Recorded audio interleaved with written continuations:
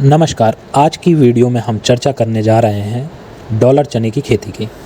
पहली बात आती है कि डॉलर चने की खेती क्यों की जाए, दूसरी बात किस तरह से की जाए, तीसरी बात अगर की भी जाए तो कौन से बीज, कौन सी दवाइयों का उपयोग करें, क्या चीज़ें अपनाएं कि हमारी जो सबसे बड़ी दिक्कतें जो इसमें आती हैं उसमें विल्ट डिसीज़ जिसे उकटा या उगरा रोग कहते हैं वो ना आए, ज़्यादा उत्पादन दे, ठीक है, बीज अच्छा मिले। इन सब की जानकारी आज पूरी तरीके से देंगे वीडियो में। तो सबसे पहले चर्चा करते हैं चने में, डॉलर चने की खेती क्यों की जाए। यदि आप देखिए 1 एकड़ में 8 क्विंटल भी अगर आप इसका निकाल लेते हैं लमसम, जो कि आसानी से पहुंचा जा सकता है वहां पर, क्योंकि लोग 10-12 क्विंटल भी निकालते हैं, जो लोग ड्रिप पे निकालते हैं 16 क्विंटल तक भी निकालते हैं।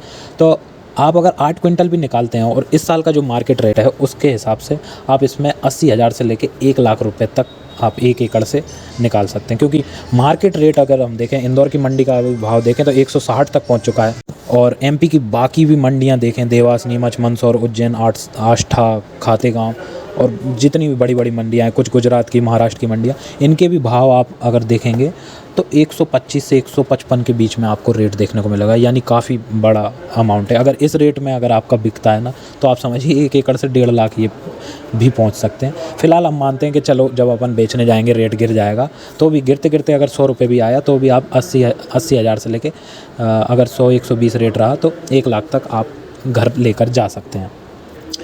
वहीं बात करें यदि अपन गेहूँ लगाते हैं, गेहूँ में अगर अपन 30 क्विंटल भी निकालते हैं 1 एकड़ से, और चने में अगर 1 एकड़ से 14 क्विंटल भी निकालते हैं, तो भी गेहूँ में आप 60-70 हज़ार का प्रॉफिट होगा। और जो बाकी जो चने की वैरायटी हैं उसमें आपको हो सकता है कि 55 से लेके 80,000 के बीच में प्रॉफिट देखने को मिले।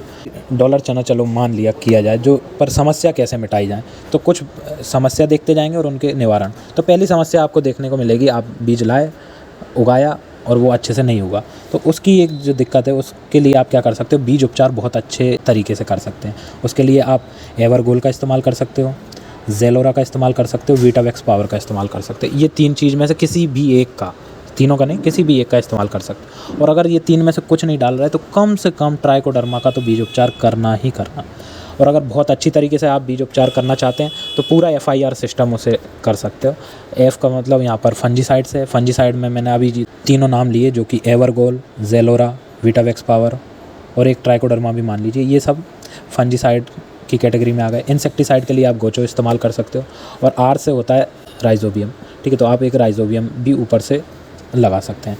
और विधि समझ लीजिए कि पहले फंजीसाइड ही लगाना है, फिर इंसेक्टिसाइड, और कुछ समय बाद आपको, ठीक है, राइजोबियम लगाना है। उसके लिए आप कोशिश कीजिए 7-8 या 10 घंटे का गैप रखिए। अब बात कर लेते हैं कि चलो ये सब सामान हो गया, बिजाई हो गई, पर बिजाई कैसे करें।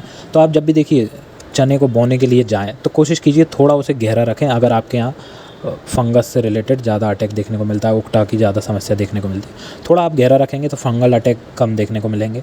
कोशिश कीजिए 6 से लेके 9 सेंटीमीटर गहरा तो कम से कम रखिए, 6, 7, 8, 9 सेंटीमीटर इतना गहरा तो आप रखिए। तो इससे क्या है, आपको फंगल अटैक कम देखने को मिलेगा आपके बीज में और ग्रोथ हो जाएगी। अब बात कर लेते हैं लाइन टू लाइन। देखिए अगर आप ड्रिप सिस्टम से कर रहे हैं बहुत अच्छा होता है, चूँकि तो 4 फीट पे आपको सिर्फ 2 लाइन करने की ज़रूरत है। बाकी अगर आप नॉर्मल तरीके से खेती करते हैं सीड ड्रिल से, तो कोशिश कीजिए कि 45 सेंटीमीटर की दूरी रखिए 2 लाइनों के बीच में, और साथ में आप पौधे से पौधे की दूरी 10 सेंटीमीटर भी रख सकते हैं, और या फिर 15 सेंटीमीटर रख सकते हैं। पर जो भी रखें कोशिश कीजिए कि पौधे से पौधे की दूरी 7 से 8 सेंटीमीटर से ज़्यादा ही होनी चाहिए, या कम से कम 7 से 8 सेंटीमीटर होनी चाहिए। नहीं तो क्या होता है कि आप देखिए पौधे से पौधे की दूरी कम होगी, पौधा अच्छे से ग्रोथ नहीं करेगा।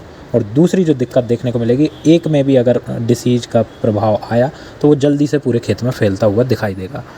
अब बात कर लेते हैं खाद के समय। तो देखिए खाद के समय भी हमें बहुत ध्यान रखना होगा कि 1 एकड़ में यदि आप देखिए 1 बैग DAP, 1 बैग आप SSP ये आप डालते हैं, आपको बहुत ज़्यादा फ़ायदे देखने को मिलेंगे। यदि आप ना चने के साथ सोयाबीन करते हैं अगले सीज़न में, खरीफ में सोयाबीन और रबी में चना, अगर ये पद्धति पे चलते हैं तो आप 1 बैग DAP और 3 बैग SSP के डालते हैं, आपको बहुत ज़्यादा फ़ायदा देखने को मिलेगा इस फसल में भी, साथ में आगे जो सोयाबीन की फसल करने वाले हैं उसमें भी। अगर DAP के साथ आप SSP नहीं डालना चाह रहे तो SSP की जगह आप एक धान सल्फ जो मार्केट में आता है वो उसका 1 बैग डाल सकते हैं।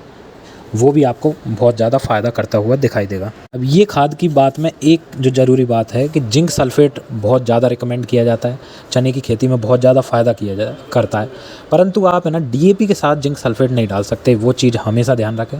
डाल दिया तो क्या है, DAP और जिंक सल्फेट का आपस में रिएक्शन होता है।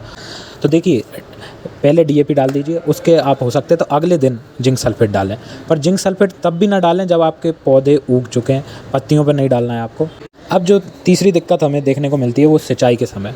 तो अगर हम पानी दें तो उस समय हम सावधानी बरत सकते हैं कि देखिए, पानी पहली बात, डॉलर चने में ज़्यादा पानी दिया ही नहीं जाता। दूसरी बात, देने जाएँ तो कोशिश कीजिए कि 2 से 3 फूल आ चुके हों, फ्लावरिंग का समय हो, फूल आने की अवस्था हो, तब आप एक पानी लगा सकते हैं। उसमें भी आप एक सावधानी बरत सकते हैं कि जब आप पानी देने जाएँ तो कोशिश कीजिए कि शाम का या रात का समय आप प्रेफर कीजिए। उस समय अगर आप पानी देंगे तो उकटा की समस्या कम देखने को मिलेगी, और आवश्यकता से ज़्यादा पानी ना दें, ये सबसे बड़ी सलाह है। अगली बात कर लेते हैं इंसेक्ट के बारे में। इंसेक्ट अटैक, यदि आपके यहाँ इल्लियाँ ज़्यादा आती हैं तो उस समय आप कोशिश कीजिए कि 25 दिन पे पहला स्प्रे ले लीजिए क्लोरोसाइपर का। लगभग एक पंप में आपको 30 ml के आसपास यूज करना रहेगा, एकड़ में 250 ml के आसपास। तो क्लोरोसाइपर का अगर आप, ठीक है, पहला स्प्रे ले लें तो बहुत सही रहेगा। क्लोरपायरिफॉस और साइपरमेथ्रिन का जो कॉम्बिनेशन आता है वो आप ले सकते हैं 25वें दिन में। और यदि आपने जिंक सल्फेट उस समय नहीं डाला है 10 किलो प्रति एकड़ में, तो कोशिश कीजिए कि इस समय आप कोई ना कोई माइक्रो न्यूट्रिएंट दे सकते हैं इस क्लोरोसाइपर के साथ। अब अगला स्प्रे आपको कब करना है, लगभग 50 दिन का आपका अगर पौधा है, ठीक है, अगर उस समय फूल आ जाते हैं, जैसे 45 से 60 दिन में फूल आ जाते हैं, तो फ्लावरिंग के समय आप देख लीजिए इल्लियाँ वगैरह थोड़ा अटैक देखने को मिल रहा है या नहीं भी मिल रहा है, तो आप एक कोराजन का स्प्रे दे सकते हैं।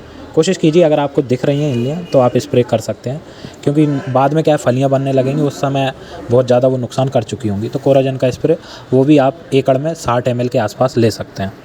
और यदि आपके यहाँ बहुत ज़्यादा इल्लियों का प्रकोप है तो एक और जो काम कर सकते हैं आप, कि चने के आसपास आप मक्का ट्रैप क्रॉप के रूप में लगा सकते हैं। मक्के के दाने आप बो दीजिए चने के साथ में, थोड़ा साइड में एक लाइन, तो आप ज़्यादातर देखेंगे कि आपकी जितनी भी इल्लियाँ हैं ना, वो मक्के के ऊपर आएंगी, और आपको फिर मक्के के ऊपर स्प्रे करना है तो आपकी इल्लियाँ वहीं मर जाएंगे। एक और महत्वपूर्ण बात है कि यदि आप देखिए फूल की अवस्था आ चुकी है और आप थोड़ा डर रहे हैं कि हमारे यहाँ उकटा की संभावना अधिक है, विल्ट आ सकता है, तो उसके लिए आप क्या काम कर सकते हैं, फ्लावरिंग के समय आप है ना ह्यूमिक एसिड 85% वाला, ठीक है, 1 से 1.5 ml प्रति लीटर, साथ में उसमें 13-0-45 फर्टिलाइज़र 5 ग्राम प्रति लीटर, ये स्प्रे आप करवा सकते हैं फ्लावरिंग के समय। पर कोशिश कीजिएगा इसके साथ अगर आप कोई दवाई वगैरह डाल रहे हैं, जैसे कि कोराजन वगैरह हो गई, तो पहले आप इसको अलग से एक सॉल्यूशन बना के देख लीजिए कहीं आपकी दवाइयाँ फट तो नहीं रही।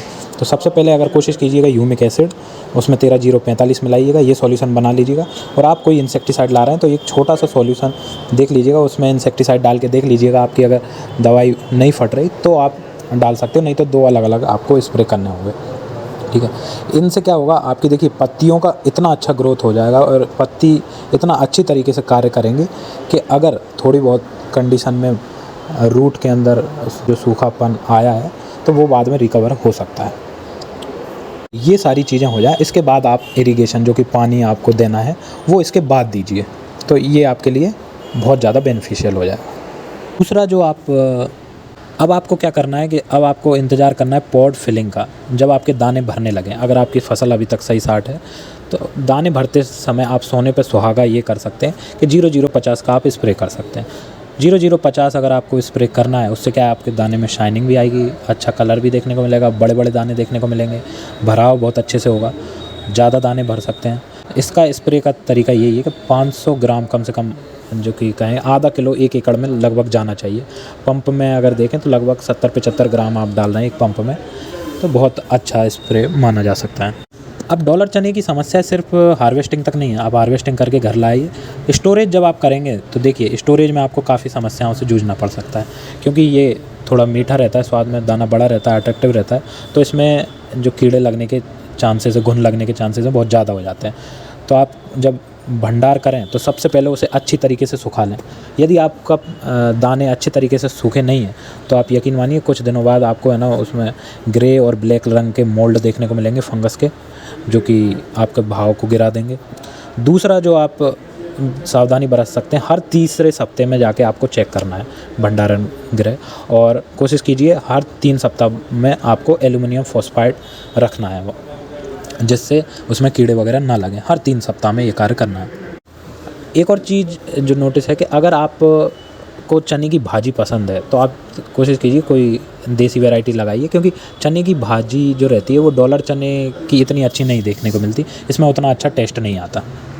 अब फिर बात की जाए कि आपको पर्टिकुलर कौन कौन सी वैरायटी हैं वो आपको जाननी है, तो ये जो स्क्रीन के ऊपर नंबर देखने को मिल रहा है इस पर आप कॉल लगा सकते हैं 9106570738। ये एक पूरी टीम बैठी हुई है एग्रीकल्चर में BSc करे हुए, ये आपको आराम से समझाएंगे कि कौन सी वैरायटी करनी चाहिए, आपके एरिया में क्या कौन सी अच्छी हो सकती है, तो आप इनसे संपर्क कर सकते हैं। तो ये सारी कहानी थी डॉलर चने की, और अगर आपको पसंद आई हो तो अपने दोस्तों को भी बताइए और हमें थोड़ा इजाज़त दीजिए। फिर मिलेंगे किसी नई वीडियो में। धन्यवाद।